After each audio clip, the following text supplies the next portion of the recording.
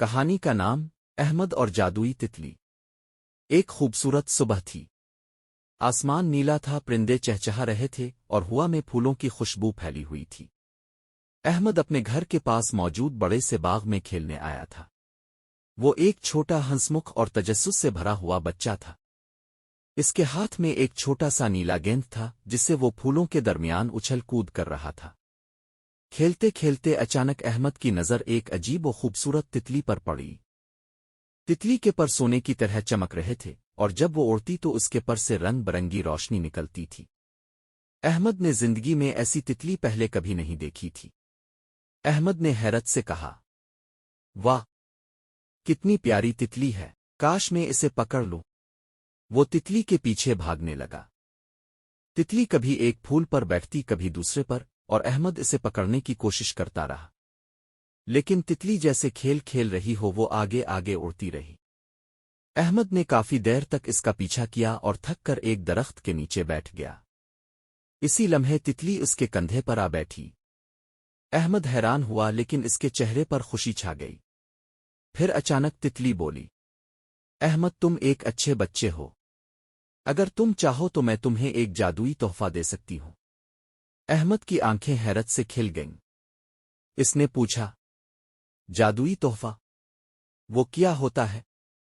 تتلی بولی، لیکن ایک شرط ہے، تمہیں وعدہ کرنا ہوگا کہ تم ہمیشہ نیکی کرو گے اور دوسروں کی مدد کرو گے۔ احمد نے فوراً کہا، میں وعدہ کرتا ہوں تتلی، میں ہمیشہ نیکی کروں گا۔ تتلی نے مسکرا کر کہا، اچھا تو لو یہ جادوئی تحفہ۔ وہ تتلی آہستہ سے احمد کے دل پر بیٹھی، اس کے پر سے روشنی نکلی اور وہ روشنی احمد کے دل میں اتر گئی۔ پھر تتلی نے کہا، اب جب بھی تم کوئی نیکی کرو گے تمہارے دل میں خوشی کا جادو محسوس ہوگا۔ یہ کہہ کر تتلی آسمان میں غائب ہو گئی۔ اگلا دن، اگلی صبح احمد اسکول گیا۔ راستے میں اس نے دیکھا کہ ایک چھوٹا سا لڑکا گر گیا ہے اور اس کی کتابیں زمین پر بکھر گئی ہیں۔ احمد بھاگ کر گیا اور کتابیں اٹھا کر لڑکے کو دیں۔ لڑکے نے شکریہ ادا کیا اور احمد کے دل میں اچانک ایک عجیب سی خوشی کی روشنی محسوس ہوئی، جیسے کوئی اندر سے مسکرا رہا ہو۔ احمد سمجھ گیا کہ یہ وہی جادوئی خوشی ہے جس کا وعدہ تتلی نے کیا تھا۔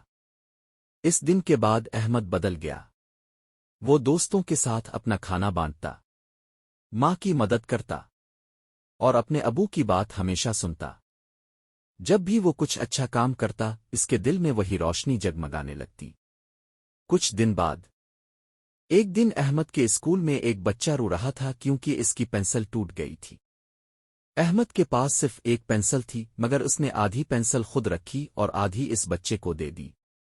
استاد نے یہ دیکھا تو مسکرا کر کہا، احمد تم ایک بہت نیک دل بچے ہو۔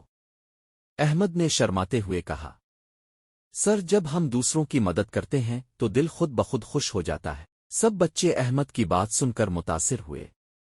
تتلی کی بات سچ تھی، نیکی کا جادو سب سے خوبصورت جادو تھا۔ کہانی کا سبق، نیکی کرنے سے نہ صرف دوسروں کو خوشی ملتی ہے بلکہ ہمارے اپنے دل میں بھی روشنی اور سکون آتا ہے۔ سچائی اور مدد کرنے والا دل ہمیشہ سب سے خوبصورت دل ہوتا ہے۔